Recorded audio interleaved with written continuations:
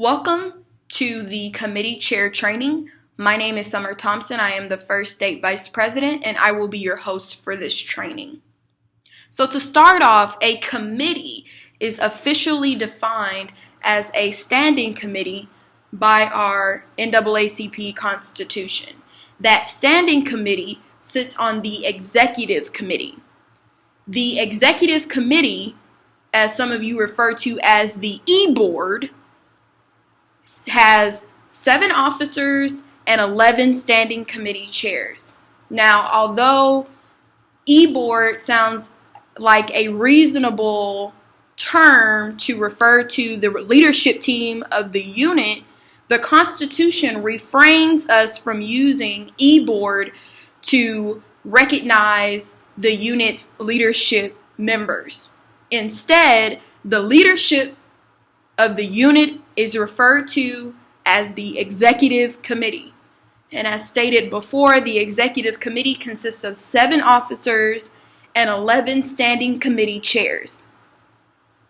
In order to be considered a constitutionally active standing committee, you have to have 3 members that are involved. Now, that can include the chair and 2 other people, or it can include the chair and 3 other people. But there just has to be 3 people total in order for the committee to be considered constitutionally active. If you do not have 3 people or you do not have a chair, then you have no committee and your committee is not allowed to be active. The president is responsible for appointing standing committee chairs during the election season, but then after the appointment process is over, in Texas, traditionally, we have given the job for vice presidents to manage the productivity of the committee chairs. In the training, we will later discuss the roles of presidents and VPs and how they should effectively manage and organize with the committee chairs. There are about 20 standing committees in the NAACP Constitution. However, only 11 standing committees are actually catered to the Youth and College Division. If you look in the Youth and College Division guideline book, there is a whole list of standing committees that are authorized by the Constitution. Therefore, this leads me to bring up the topic of rosters. Each unit was asked to submit a roster of their standing committee chairs and their positions. On those rosters, the state identified that some units had co-chairs and some units had positions that were made up. So, in terms of co-chairs, no unit is allowed to have any co-chairs unless you have written consent from the national office. I repeat, there should be no co-chairs unless your unit has written consent from the national office. In terms of some committees that were also listed on the roster, there were a lot of standing committee chairs that were not authorized by the Constitution. So, for example, there were some units that had a special events chair. There is no special events committee that is in the Constitution, therefore that is not allowed. There is no first and second member committee chair. There is only a membership chair. There is no fundraising chair because that's not in the Constitution. The Finance Committee, the chair of the Finance Committee is the treasurer for the unit. The treasurer presides over the Finance Committee. There is no fundraising committee. And so it is very important for all units to look at Article 8, Section 5, to read upon all of the standing committees that are offered. The 11 standing committees that are offered by the Constitution are Press and Publicity, Community Coordination, Education, Armed Services, Health, Finance, Juvenile Justice, Membership, Political Action, Economic and Empowerment, and program and research, and entertainment. Entertainment is the one committee that is only offered to the youth councils and not the college chapters. However, everything else is offered to both youth councils and college chapters. With community coordination, there are some units that have a community service committee. Understand that there is no authorized community service committee that is listed in the Constitution, because community coordination and community service are completely different. Your community coordination chair is not going to organize community service events for the unit. Instead, the community coordination chair, their job is to enlist other organizations to help out with events that the unit is hosting. So if the unit is hosting a juvenile justice event and they're having some type of like mentoring program or college day tour, then the community coordination committee would get with the Boys and Girls Club organization or other organizations that focus on students and partner with them to produce the event. So it is very important for everyone to go back to Article 8, Section 5 and to look at the descriptions of each committee. Now, though the committees, when you say them, they sound self-explanatory, it is important that each standing committee chair, if you are one, that you go and read the description of your roles and responsibilities, because the NAACP is very strict on the way that things are carried out. For example, you may be the political action chair.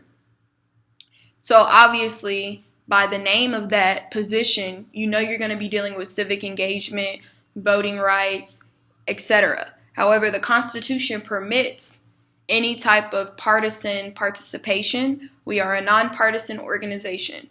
So that piece of information is very important for any political action chair. But you won't know that unless you go back and actually read your roles and responsibilities. Same thing with community coordination. A lot of people assume that that's community service. It is not under the NAACP Constitution. And so I think you all kind of get the general gist of what I'm saying, is to read about your position before you adhere to the position or you accept the appointment from the president. It is also important that in this organization you remember that everything that you say or do has to be authorized by the Constitution. So the reason that there are no co-chairs, going back to what I was saying earlier, is because the executive committee has only 18 people under the Youth and College Division. And so there are 7 chairs and 11 committees, as I stated before. So that makes up 18. That's how many the Constitution authorizes, so that means that's how many your unit or youth council is permitted to having. So that's very important. Now we're going to transition on to roles and responsibilities of the standing committee chairs within the youth council and the college chapter.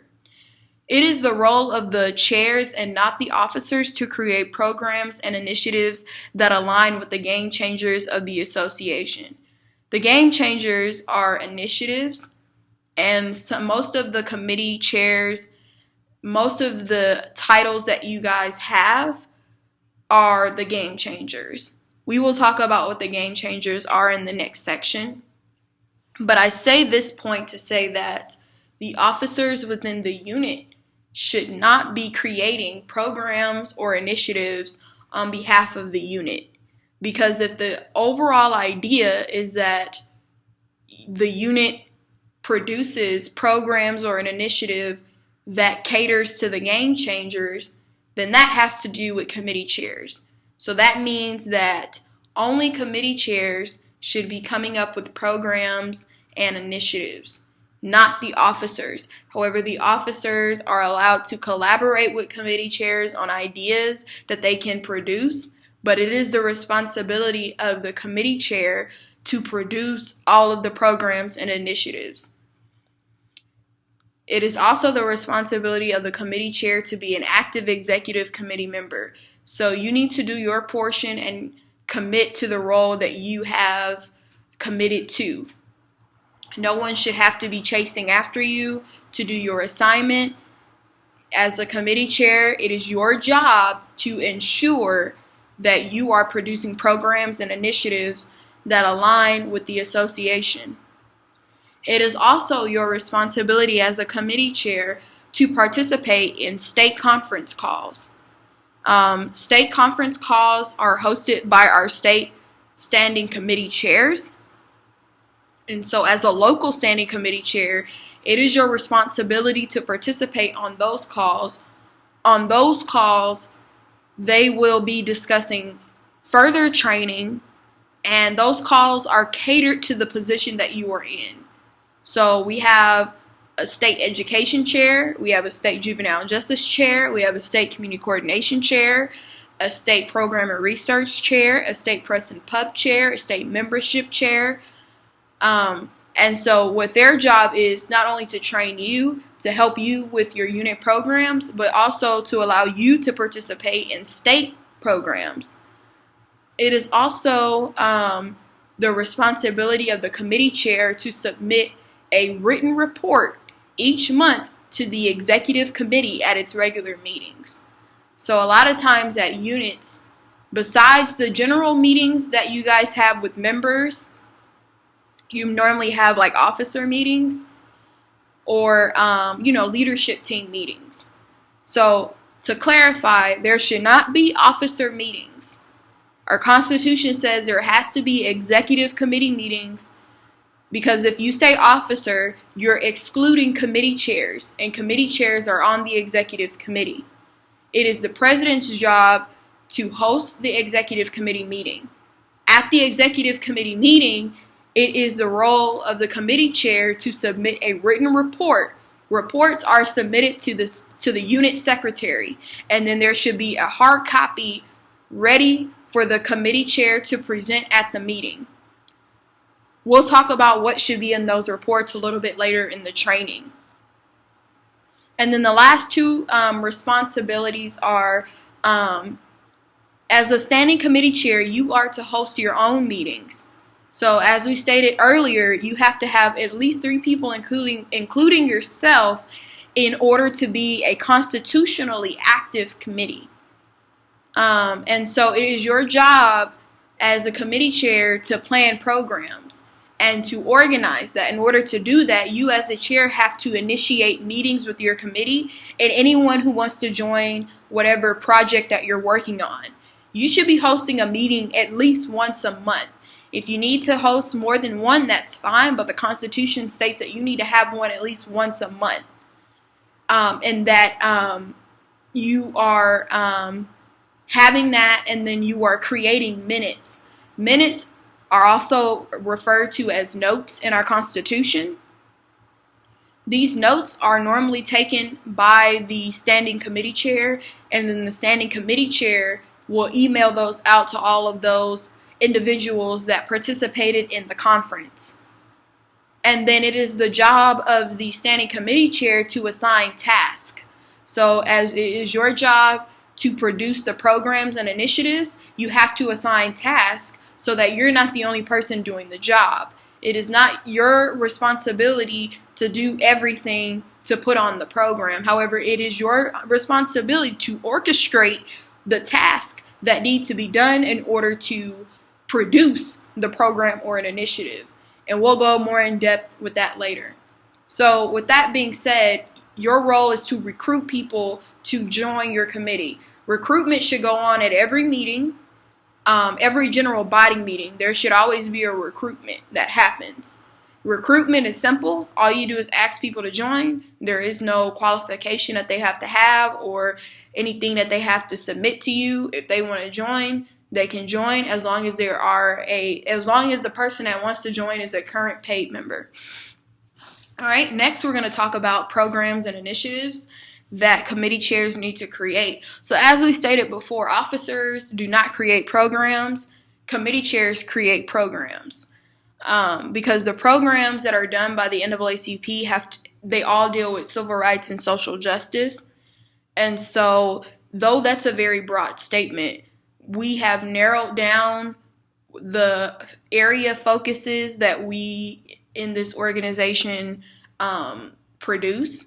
And so the game changers are juvenile justice, health, public safety, civic engagement / political action, education, economic stability, aka Triple E. And so, as you notice, a lot of these game changers are also the names of standing committees. It's like that for a reason. The committee chairs produce the action of the NAACP. The committee chairs are known as another lifeline to the NAACP. And so the other standing committee positions that are not game changers, such as community coordination, finance, etc., those committees are still important, but they help to aid the other committees. So if you're like the program and research chair, then you're helping other committees to produce the programs that they want to produce. Or you're producing your own program, and if your program, which it should, align with the game changer, then you're partnering up with a committee to produce your program. So it's very important that everyone understands that your programs and initiatives should align with the game changers of the association. Programs should not consist of social activities only. So while social activities helps to get people to the events, it is important for the unit to make sure that they have some type of game changer that's also being completed or promoted within the responsibility. So what I mean by that is, just say you want to do a Get Out the Vote program and your political action chair who is supposed to spearhead that, and you want to do something fun to get people to come. You can have a block party, but also offer voter registration and then offer maybe like a truck that provides health screenings. So at that one event, you have membership, you have your health committee working, you have your membership committee working, and then you have your political action committee working.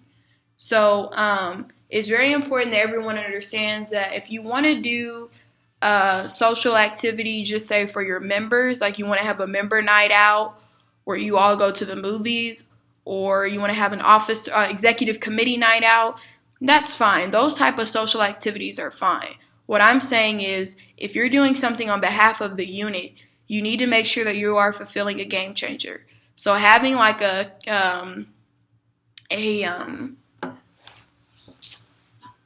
karaoke night event or having a black homecoming, those are counterproductive to the organization, and they should not be done. NAACP is not that type of organization that puts on those type of activities, and it is very important that everyone understands that. So though everyone wants to have fun, you need to make sure that you're taking care of business. And so that leads me to discuss, how many programs and initiatives should a committee chair be producing?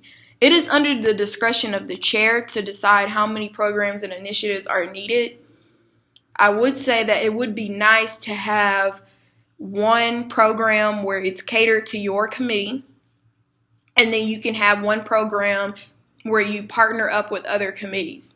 Because for the college students, it's hard to book events because there are a lot of organizations on campus that have events. So in order to fulfill your constitutional duties, but then making sure that as a chair you've done your role, it would probably be best to partner with other committees to ensure that you are able to produce a program or an initiative. As I said before, an example of that would be hosting a Get Out the Vote block party, where you'd have the membership committee come in and take membership at the event. You'd have the health committee provide health screenings, and then you'd have the political action committee registering people to vote. That's 3 committees working one event.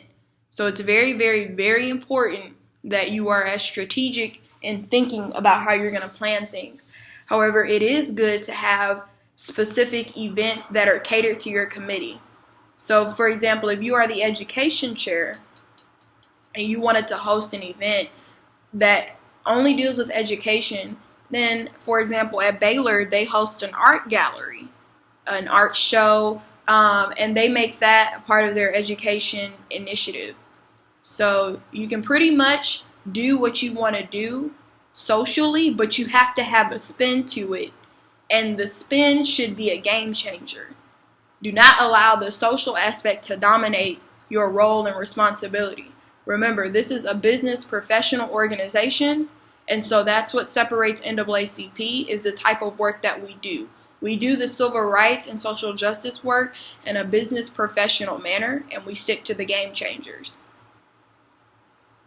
In terms of communication, it is very important that as a executive committee, business should not be conducted in a GroupMe account.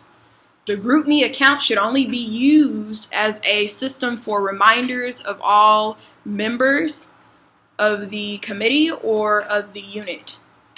No business should be discussed in the GroupMe. If you have a GroupMe account where you are discussing business, that should not happen, and it needs to be banned. Emails. So as a committee chair, once you formulate a committee, or if you are going to host a program and you are partnering up with another committee, it is important that you have an email system that goes back and forth from one committee to the other. So make sure that email is the form of communication you are using, but then also face-to-face meetings. Therefore, social media should not be used. GroupMe should not be used to communicate any type of business.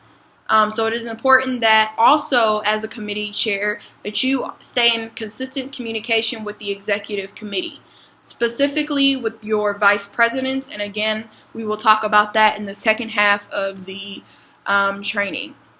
So that completes the first half of training. And so at this point, this is where I would take questions or anything. So if you have any questions about the first part of the training, I would ask that you email those to the state at texasnaacpyc@gmail.com. I can pick up your questions from there, and then I will be able to answer them in a efficient time. And so all those of you that have questions are typing them up. We're going to transition over to the second half of training. We're going to start talking about organization.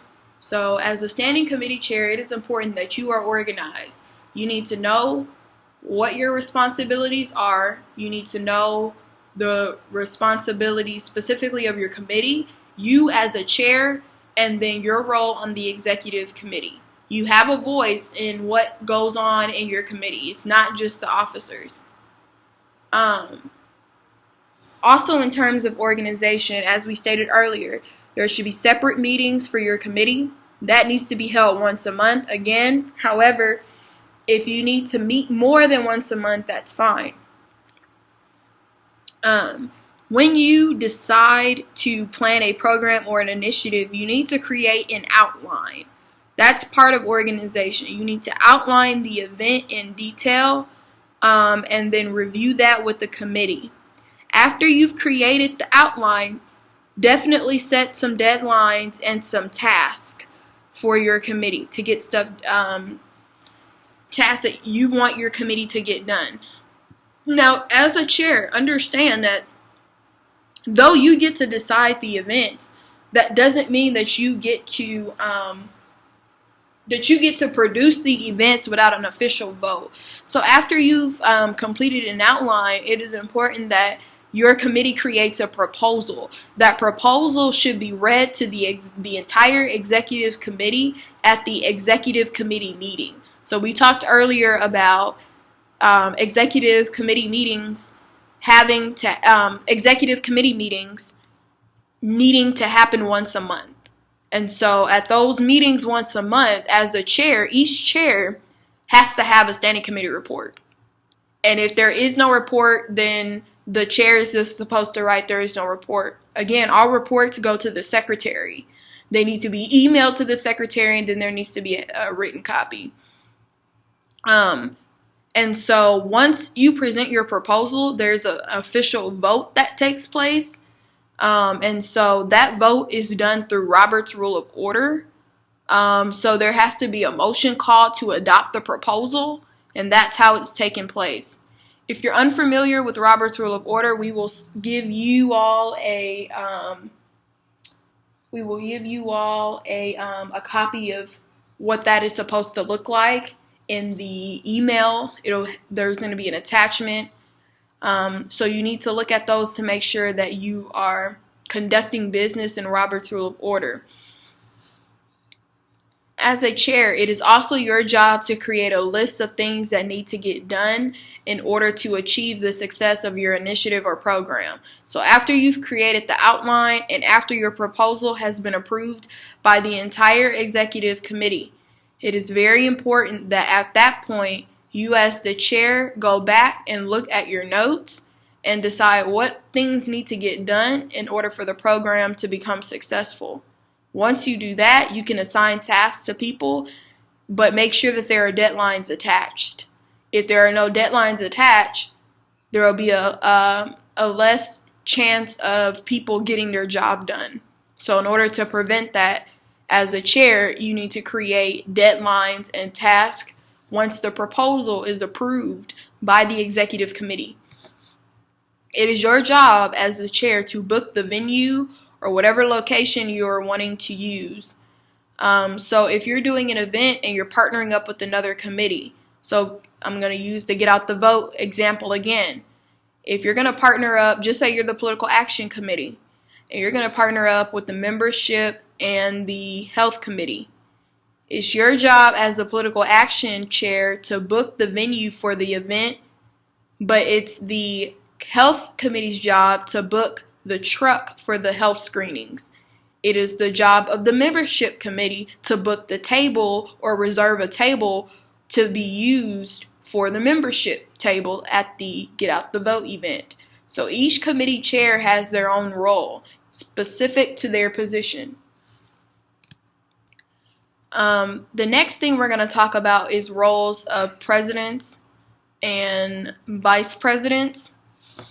So as a president and as a vice president, some of your roles will be the same, but some of your roles will differ in some areas. So as a president, it is your job to check in with the committee chairs and check in with the vice presidents. That's first and second vice presidents, to make sure that the VPs have an ongoing project that they are working on. If each standing committee chair does not have a project that they are working on, then you are slacking in your job. Each chair should have something to work on. There should always be NAACP events happening all the time. There is no break, except for holidays for students. But in this association, the work never stops. So check in. It is your job as the president to delegate if there's delegation that's needing to be done. And then as the president, it is your job to create the executive committee meetings. So I stated earlier that executive committee meetings are supposed to happen once a month. Remember, the executive committee is the officers and the committee chairs. And so I stated earlier that that has to happen once a month. Or if you need more meetings than once a month, that's fine. But the president needs to initiate that meeting. And they need to host that meeting. The Constitution just says that needs to happen once a month. And then as the president, it would be nice for you to help recruit people to join the committees. As we stated before, at each general body meeting that your unit has, you should always recruit people to join the committee. Same things at the youth councils. Youth councils should always be recruiting people to join committees. The role of the first and second vice president, your job is you need to have a roster of all the committee chairs. Same as the president. You guys need to have a roster of all the committee chairs. Now, the VPs, your job is to split the committee chairs. So if you have 6 committee chairs, then one VP can be in charge of 3, and the other one can be in charge of 3. So what I mean in charge is following up with those chairs periodically to make sure that whatever that they're working on is successful. Your job is to follow up to make sure that they've had their meetings once a month. And then your job is to make sure that they have a detailed plan or that there are deadlines set for whatever they are working on. For the youth councils, it's the same thing, but going back to events for youth councils, you can partner up with other committee chairs as well to do the exact same thing, not just college chapters. So for youth councils, it may be best to get your advisor to book venues or to call certain people to do certain things. So keep in mind for all youth council members to make sure that there's an adult in place to help you to book or reserve certain things that you'll need for your program or events. Again, as president and vice president, it's important that you're conducting all meetings in Robert's Rule of Order. The next thing is the resignation of a chair. So if you have a chair that wants to resign, all they need to do is write an official letter of resignation. They need to send that to the unit secretary. Make sure that the resignation letter has a date on it. It states what committee position that the chair is resigning from. And so they need to send that to the secretary. The appointment of chairs is really simple. The president is to appoint the chairs during the election period. After the election period, if there are some positions that need to be filled, just say somebody resigned and there's somebody else that wants that position, or just say that position never got filled, the second time around of the appointment process, there has to be a vote. So the vote will happen within the executive committee. What will happen is the president should take the name of the person that wants to be in that committee, and then the president should conduct the vote with the executive committee to vote them in. It is important for everyone to understand, again, that the first time around, the appointment process for chairs is that's all chosen by the president. After the election period is over, it is up to the president to submit the name to the executive committee for a vote.